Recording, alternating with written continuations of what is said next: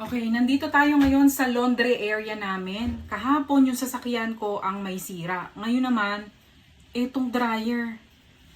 Ginamit ko to kagabi. Ang nangyari is, nung natapos yung first cycle niya, hindi siya natuyo totally. So, basa-basa pa rin. And then, iniran ko siya ng another one. Hindi pa rin natuyo. Ano ba to? Bakit ganito? Kapag ganon, kailangan siya ng maintenance ng cleaning. Ipapakita ko sa inyo kung paano. Dito sa taas, dito na pupunta lahat ng lint, di ba? So kailangan lagi natin yan lilinisin, yung lint, yung mga ganito. Pero minsan, hindi lahat natatanggal dahil minsan naiiwan yung iba sa pinakang ano niya, sa pinakababa, hindi mo siya makukuha. Ngayon, mag first diagnostic muna tayo bago tayo tumawag at hindi natin kayang ayusin. Ganito yung ginagawa ko. I-open natin to. Minsan may mga dryer na eto nabubuksan. Yung sa amin hindi kasi nabubuksan. Pag tiningnan mo, hindi nyo kasi masyadong makita eh. May lint siya doon na naka-fold. Ayan oh. Hindi masyado makita sa camera but mayroon. Ayan. Nasa pinakang baba. Ayan, naka-fold. So, ibig sabihin, hindi mo siya makukuha. Medyo basa-basa pa yung damit, kaya hindi ko na yan tinanggal. Ngayon, i-run natin yung dryer.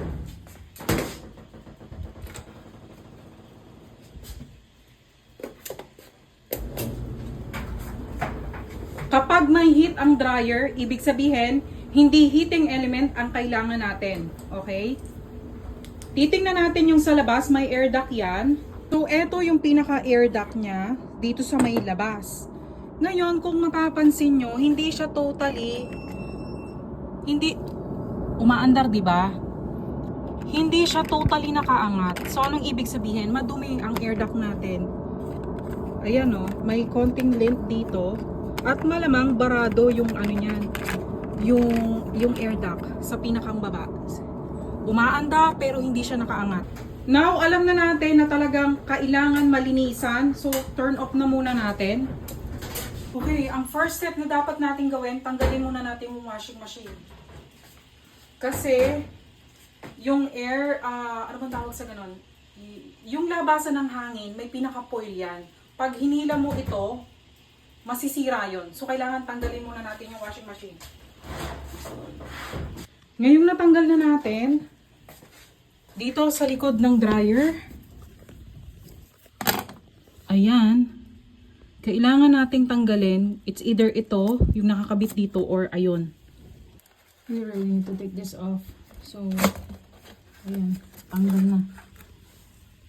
Ayan o, ang dami. So, tanggalin natin yung mga screws na nakakabit. Ito, yung sa kabila, itong mga ito, ayan. May isa pa din dito. At meron sa mga gilid. Okay? Okay, natanggal na natin yung mga screw. At ready na tayo i-open ang likod. Dahan-dahan lang. Tapos, ayan, natanggal na natin. Iusog lang natin ng konti.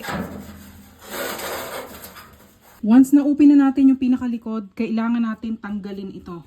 So, may mga screw yan sa gilid. Ayan. Ito sa baba. Ito. Anuhin nyo lang yung mga screw. Ayan. Tapos, sa taas nito, natin i-open yun. Tanggalin natin to.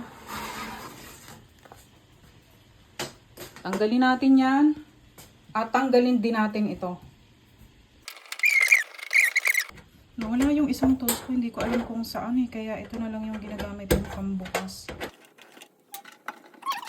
Okay, natanggalan na natin. Bali, 4 screw yung natanggal natin. Dito, dito, at sa kabilang side. Ngayon, ready na ba kayo makita kung anong nasa loob nito?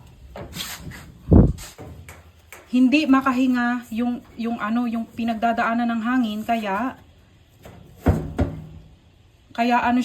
hindi napapatuyo yung mga damit.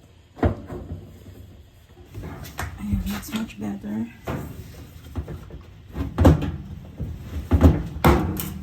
Okay na. Tanggal na natin. Ready na kayo makita. Tingnan natin ang loob.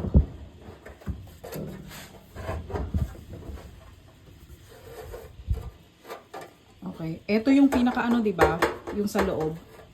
Ngayon, kakapain natin. Ipapasok yung kamay mo dito. Tingnan natin kung ang nandito. My God. Kaya naman pala, hindi makahinga yung ano, sauce. Ginoo. Ang dami.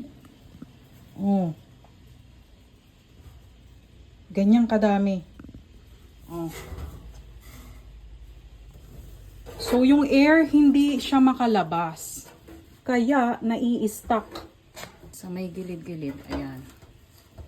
Tanggalin na rin natin yan habang nakabukas. Ito yung ginagawa kong maintenance. Kailangan yan at least once in 6 months para or kahit ano, pag alam nyo nang hindi nakakatuyo yung damit. Dito yan ang galing sa pinaka-ano niya. Okay. So, ngayon, pwede na nating ibalik. Ayan, okay na. And then, wag niyong kalimutan na yung dito sa may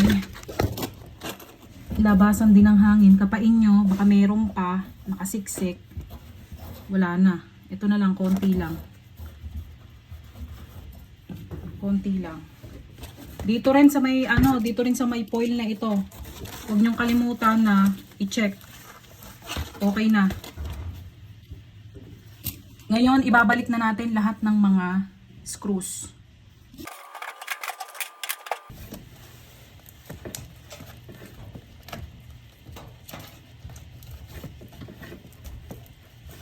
Dahan-dahan lang yung pag ano nito kasi pwedeng masira yun. Ayan, okay na. Ikabalik na ulit natin.